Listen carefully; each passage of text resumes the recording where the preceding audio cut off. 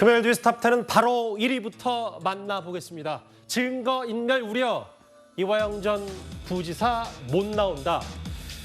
민주당 이재명 대표가 구속을 피한 그 영장 3가지 혐의 가운데 여전히 움직이는 건 바로 대북 송금 의혹일 겁니다. 그래서 검찰도 이 대북 송금은 보강 수사를 통해 이후 처리 방향을 결정하겠다 이렇게 말을 했었는데요. 그런데 이 대북 송금의 핵심 인물 이화영 전 부지사, 이 전 부지사 측이 석방을 요구했지만 조금 전 법원이 추가 구속영장을 발부했습니다. 이화영 전 부지사님 구속되고 난 이후에 한 번도 만나보거나 면회를 한 적도 전혀 없거든요. 최근에 했었던 해당 양심선언의 내용은 사실이고 누구로부터 사주를 받거나 압박을 받아서 작성한 건 전혀 아니다. 이재명 의원 범죄 혐의들은 동일한 범행과 동일한 사법방해 행태가 반복되고 있습니다. 이 의원의 정치적 지위와 지금까지의 수사 과정 등을 고려하면 공범들이나 참고인들에 대한 회유와 압박을 통한 증거인멸의 염려가 큽니다. 만약 법원이 석방을 결정했다면 오늘 자정에 풀려났을 이화영 전 부지사인데 구속 기한이 다시 한번 연장이 됐습니다.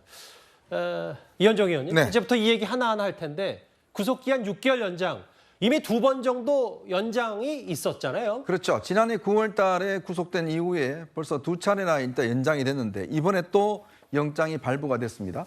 보통 이제 재판이 끝나기 전에 구속 기간이 6개월로 돼 있습니다. 6개월이 넘어가면 일단 불구속 상태에서 이제 재판을 하거든요. 그래서 지금 정진상 씨나 이런 같은 경우는 이제 보석으로 풀어줬어요. 왜 그러냐면 보석 같은 경우는 여러 가지 규제를 가할 수 있습니다. 근데 구속 기간이 만료가 돼서 풀려날 경우는 사실은 이게 할 수 있는 방법이 없거든요. 그래서 보통 이제 재판부 같은 경우는 불가피할 경우에 이제 보석으로 미리 풀어준다든지 하는데 이번에 아마 이화영 전 부지사 같은 경우는 오늘 12시까지가 이제 구속 기간이었습니다.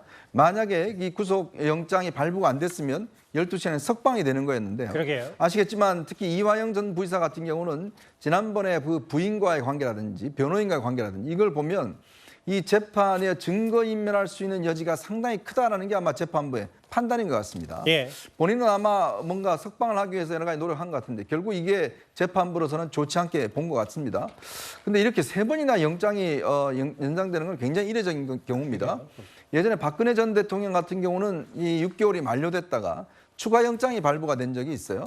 근데 박 전 대통령이 처음에는 이 재판장에 나오다가 추가 영장이 발부가 되면서 아예 재판장에 출정을 하지 않았고 변호인도 다 사임을 해버렸습니다. 이제 그런 전례가 있는데 이번처럼 이화영 전 부지사처럼 이 재판의 판결이 늦어지면서 결국 3번의 어떤 영장이 발부가 돼서 사실상 1년 6개월을 지금 구속되어 있는 그런 상황으로 가는 것 같습니다. 그러게요.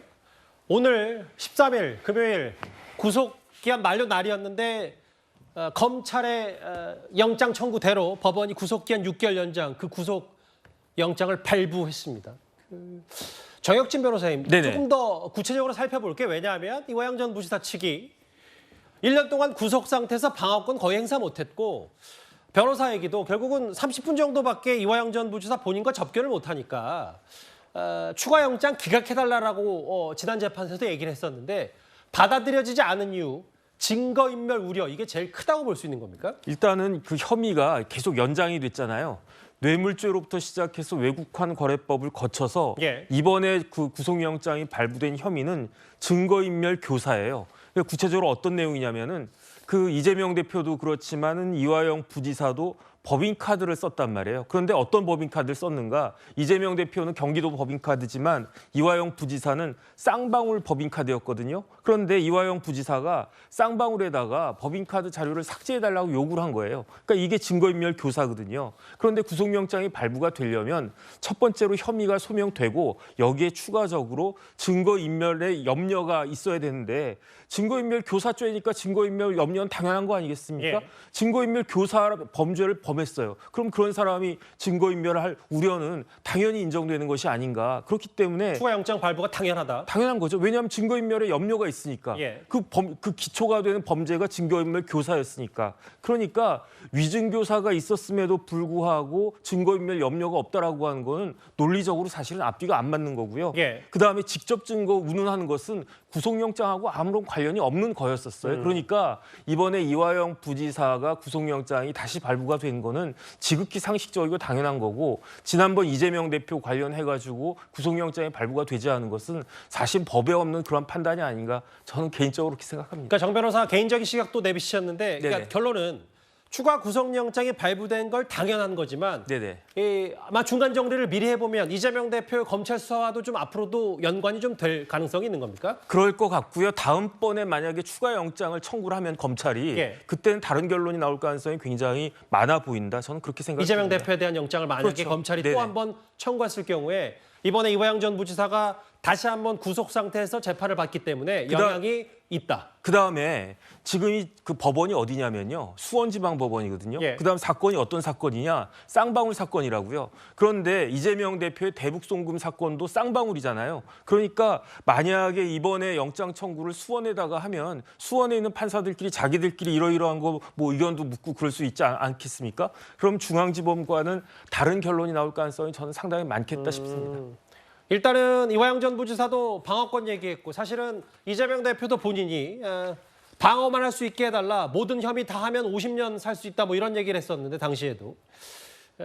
다음 화면을 보겠습니다. 이것도 변호사이신 장현주 변호사께 여쭤봐야 될 텐데 왜냐하면 이거 다시 한번 소환할 수밖에 없어요. 왜냐하면 유창훈 판사가 이화영 전 부지사 검찰 진술에 임의성이 없다고 보기는 어렵다. 그러니까 대체적으로 자발적이어서 검찰의 압박이 있었다고 보기 어렵다는 판단을 했었거든요. 그러면 구속 상태에서 앞으로도 이화영 전 부지사가 검찰 조사를 받고 재판을 받는다. 이 부분에 이제 검찰의 압박이 있었다고는 좀 일단 지금 흐름으로는 받아들이기 좀 어려운 거 아닌지 모르겠어요. 사실 이게 영장실질심사에서 나왔던 이야기고 저것은 이제 이재명 대표에 대한 영장심사가 기각이 됐을 때 그 기각 결정문에 나왔던 이야기들입니다. 예. 이화영 전 부지사의 검찰 진술에 임의성이 없다고 보기는 어렵다. 결국 임의성이 있다라는 취지로 이제 판결이 나온 것이고 예. 결국 임의성이 있다라고 하더라도 그 진술의 신빙성, 그러니까 증거로서의 가치를 따지는 것은 결국 재판 과정에서 해볼 얘기라는 것, 결국 재판을 제대로 해봐야 그 진술의 어떤 증거 가치로서 인정할 수 있을지를 판단할 수 있다. 이런 취지일 텐데요. 예.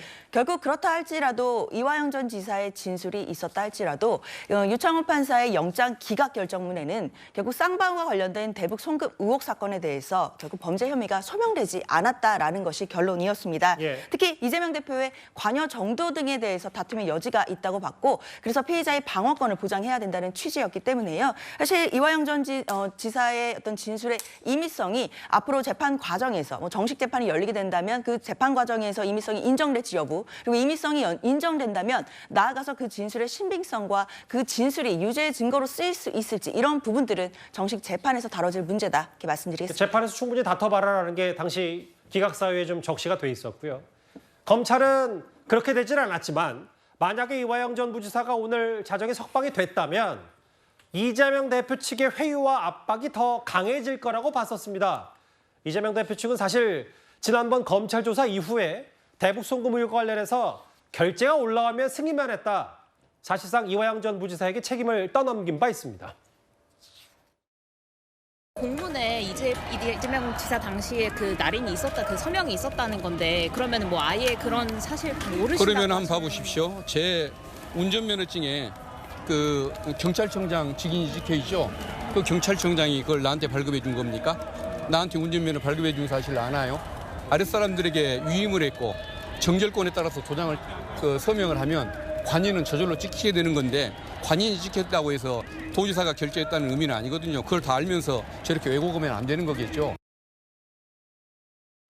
저 때도 어떻게 그 공문서 결재와 운전면허증을 비교할 수 있냐라는 여러 논란은 있었어요. 일단 뭐 그거는 차치하고서라도 이현정 의원님, 네. 검찰이 만약에 그 오늘 이화영 전 부지사가 풀려났다면 또 물론 뭐 법원이 석방시키면서도 여러 단서를 달았긴 했지만 이재명 대표 측에서 또 회유 협박하는 거 아니냐 이런 걱정이 있었는데 사실 지난번 영장 기각사유에서도 주변 인물에 대한 부적절한 개입을 의심할 만한 정황이 있다. 뭐 이런 얘기들을 좀 애둘러서 한 적이 있어요. 자, 그렇죠. 우선 당 차원에서 보면 당시에 국회의원 4명이 당시에 이제 수원지검을 가서 항의하는 사태가 있었고요. 또 그다음에 특별 면회를 신청을 했었습니다. 자, 이것이 있고 그다음에 박찬대 최고위원이 당시에 이제 이화영 부지사의 측근을 만나서 거기서 이제 직접 그 부인과 통화했다는 게 사실이 이제 공개가 됐죠. 자, 그러면서 그러면 왜 부인과 통화를 했었느냐? 뭔가 그다음에 부인의 행동이 그다음에 본인이 맡고 있던 이 변호사를 자체를 아예 제척을 해버렸습니다. 저 변호사가 이제 저 당시에 서 변호사를 인정할 수 없다라고 해서 당시에 서 변호사가 결국에 이제 변호사 사임계를 냈던 적이 있어요. 그러다 갑자기 김용태 변호사라는 사람이 또 등장을 했습니다. 그러다가 또 재판정에서 굉장히 사실상 본인이 인정하지 않는 그런 주장을 펼치다가 어린이 주장하지 펼치다가 결국 재판부로부터 굉장히 좀 다툼이 있었습니다. 예. 자, 그다음에 경기도 의원 출신의 변호인을 또 임명을 했어요. 예. 자, 이런 과정들, 일련의 과정들을 보면 결국은 지금 이화영 부지사의 진술 번복을 뭔가 막기 위해서 여러 가지 압력을 넣었다. 즉, 당 차원, 그다음에 부인, 변호인 등등에서 함께 넣었다. 이거는 뭐냐면 바로 이제 증거를 어떤 바꾸기 위한, 조작하기 위한 행동이다라고 아마 이제 재판부는 판단한 것 같습니다. 예. 자, 그렇기 때문에 특히 이 왔다 갔다 굉장히 심한 이화영 부지사가 만약에 석방이 될 경우에 이 압력들은 굉장히 전방위적으로 이루어질 수 있다. 즉, 예. 당 차원에서 그다음에 부인, 그다음 등등에서 일 수 있기 때문에 구속 상태 유지가 필요하다는 게 지금 재판부의 판단 아니겠습니까? 예. 사실은 이 아마 부인도 그렇고 뭔가 이화영 부지사 재판기가 만료되면 빨리 어떤 면에서 보면 좀 석방시키기 위해서 이런 여러 가지 행동을 한 것 같은데 오히려 그게 독이 됐다. 그 재판부 입장에서 보면 재판정을 이렇게 모욕하고 하는 것 자체는 용납할 수 없다. 왜냐? 변호인 선임 문제를 놓고 한 달여 이상을 갖다가 재판을 간다면 상당히 못하게 만들어버렸잖아요. 예. 그게 결국 저는 부메랑이 됐다 이런 생각이 듭니다. 여기 보면은 정성호 의원, 이재명 대표 측근 중에 한 명인 정성호 의원이 과거에 이화영 전 부지사를 접견한 전례가 있고 화면을 좀 바꿔보겠습니다. 특히 대북 송금 의혹의 본류 말고도 여기 보면 이재명 대표 측근들인 박찬대 의원과 천준호 의원이 직간접적으로 사법 방해한 것 아니냐 뭐 이런 얘기 때문에 구속 당시 여부를 결정할 때도 꽤 말들이 많았는데 아까 이현정 의원 말처럼 예를 들어 이재명 대표 측에서 만약에 이화영 전 부지사 오늘 풀려났다면 또 회유와 협박을 하는 건 아니냐는 의심 때문에 법원이 추가 구속영장을 발부했다. 좀 박성민 비서관 어떻게 판단하세요? 저는 뭐 그런 부분보다도 이제 증거인멸 교사 혐의가 굉장히 확실한 정황이 있었기 때문에 그 부분에서 법원이 이제 검찰의 손을 들어준 게 아닌가 이렇게 생각했습니다. 그러니까 앞에서 정혁진 변호사께서도 설명을 해주셨는데 이런 거죠. 쌍방울 법인카드 사용 의혹에 대해서 취재가 시작되니까 그 법인카드 사용 기록을 삭제해달라라고 2차례 정도 요청을 했었다는 거죠. 이 부분에서 증거인멸 교사 혐의가 확실하게 있는 거기 때문에 그런 면에서 증거인멸 우려가 당연히 있다라고 법원은 생각할 수밖에 없었을 거고 그 외에도 사실 검찰이 주장한 것에 대해서 법원이 좀 동의를 해줬다고 봐야 되는 거죠. 피고인이 석방이 됐을 경우에 이제 최근에 있었던 뭐 재판 공전 사태, 재판 지연 사태 이런 것들이 반복될 우려가 있다. 예. 그런 검찰의 주장을 법원이 적극적으로 수용해 준 거 아닌가 이런 생각은 들었습니다. 일단은 증거인멸 우려, 염려 그리고 도주 우려가 있다. 이화영 전 부지사가 6개월 더, 한 반년 정도 더 구속 수감 상태에서 검찰 조사 혹은 재판을 받게 된 셈이 됐고 그게 오늘 오후에 구속 만료날 결정이 됐는데요. 마지막 그래픽을 한번 보고 정리를 할까요? 정혁진 변호사님. 네네. 근데 사실 이재명 대표를 둘러싼 많은 혐의가 있잖아요. 뭐 대북 송금 의혹, 성남FC 후원금 의혹, 대장동 의혹, 백현동 의혹, 뭐 앞으로 취재될 이런 정자동 의혹까지 여러 가지들이 있는데 일단 이것 관련해서 김만배 씨, 김인섭 씨, 김용 전 부원장, 정진상 전 실장을 일단 각기 다른 이유로 다 풀려났거든요. 네네. 그럼 이화영 전 부지사만 일단 구속 상태가 여전히 유지가 된다. 어떤 의미고 대북 송금 수사 의혹에 좀 숨통이 트일 수 있는 겁니까? 일단은 재판하는데 뭐 수사보다는 재판에 숨통이 트이는 거겠죠. 왜냐하면 오늘도 이재명 대표 그 재판 날짜였는데 나오지 않지 않았습니까? 실질적으로 이런 식이에요. 그런데 구속된 상태에선 재판에 안 나올 수가 없잖아요. 아하. 그렇기 때문에 재판이 빨리빨리 진행되는 거고요. 저는 지금 이재명 대표 관련된 사람들, 이재명 대표도 마찬가지지만 재판을 어떻게 이렇게 지연시킬 수가 있는가. 지금 조건부 보석이지만 실질적으로는 다 거의 다 구속 기간이 만료가 된 거거든요.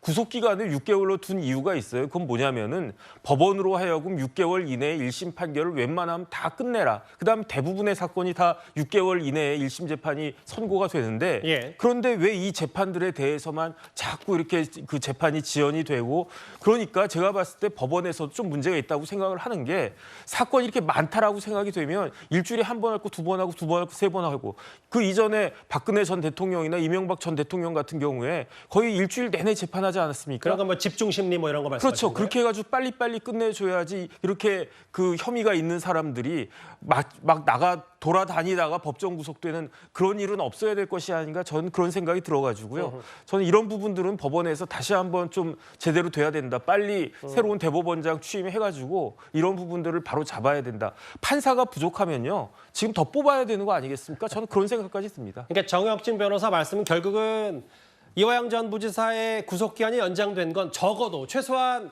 대북송금 재판, 이화영 전 부지사 관련 재판이 늦어지진 않을 거다라는 정도의 전망을 할 수 있는 거네요. 그렇죠. 네네. 그 부분이 핵심인데 일단 다른 이재명 대표 혐의와 관련된 인물들과 달리 조금 전에 법원은 이화영 전 부지사, 그러니까 대북송금 의혹의 핵심 인물 이 전 부지사의 구속 기한을 다시 한번 6개월 연장했습니다. 저희가 준비한 첫 번째 이슈 하나하나 짚어봤고요. 오후엔 이렇게 이화영 전 부지사의 구속 기한이 연장이 됐다면 오전에는 이재명 대표 재판이 있었습니다.